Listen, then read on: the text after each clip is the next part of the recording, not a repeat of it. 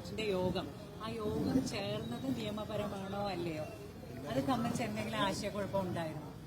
അത് സംബന്ധിച്ച് ആശയക്കുഴപ്പം എന്ന് പറഞ്ഞാൽ യോഗം ചേരാനുള്ള നോട്ടീസ് ലഭിച്ചതിന്റെ അടിസ്ഥാനത്തിലാണ് അതിൽ പങ്കെടുക്കുന്നത്. ചില പ്രത്യേക യോഗങ്ങൾ സെനറ്റിന് ചേരാറുണ്ട്. ഇത് അതുപോലുള്ള ഒരു സ്പെഷ്യൽ മീറ്റിംഗ് ആണ്. വൈസ് ചാൻസലറെ തെരഞ്ഞെടുക്കുന്നതിന് വേണ്ടി നിയോഗിക്കപ്പെടുന്ന സമിതിയിലേക്കുള്ള സെനറ്റിന്റെ പ്രതിനിധിയെ നോമിനേറ്റ് ചെയ്യുന്നതിനാണ് യോഗം വിളിച്ചിരുന്നത്.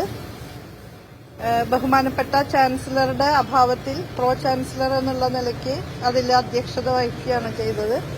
യോഗം ആരംഭിച്ച് ഇന്നത്തെ യോഗത്തിന്റെ അജണ്ട ഈ തെരഞ്ഞെടുപ്പാണ് എന്ന് പറഞ്ഞു കഴിഞ്ഞപ്പോഴേക്കും ഒരംഗം എഴുന്നേറ്റ് നിന്ന് ഇത് സുപ്രീം കോടതി വിധിക്ക് വിരുദ്ധമായ കാര്യമാണ് എന്ന് ചൂണ്ടിക്കാണിച്ചു. തുടർന്ന് അവിടെ ഒരു പ്രക്ഷുബ്ധാവസ്ഥ ഉണ്ടായി.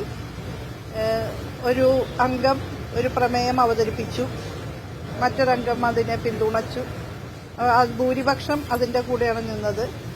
മറ്റു ചില അംഗങ്ങൾ ചില പേരുകൾ നിർദ്ദേശിക്കാൻ അവർക്ക് ഉദ്ദേശമുണ്ട്, സംസാരിക്കാൻ ആഗ്രഹമുണ്ട് എന്നൊക്കെ പറഞ്ഞെങ്കിലും വളരെ വിക്ഷുബ്ധമായ അന്തരീക്ഷമായിരുന്നു.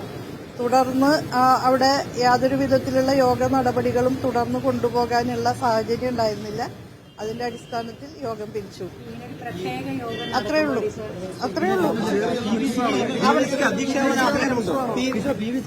അധികാരമുണ്ടോ?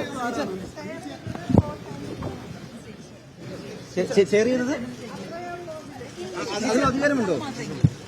കേരള സർവകലാശാല സെനറ്റ് യോഗത്തിലെ നാടകീയ രംഗങ്ങൾക്ക് പിന്നാലെയാണ് ഇപ്പോൾ ഉന്നത വിദ്യാഭ്യാസ മന്ത്രി ആർ ബിന്ദു മാധ്യമങ്ങളെ കണ്ടത്.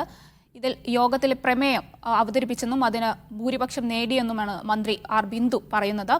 എന്നാൽ VC-യുമായുള്ള തർക്കം ഇവിടെ പിന്നീട് മന്ത്രി പറയുന്നില്ല.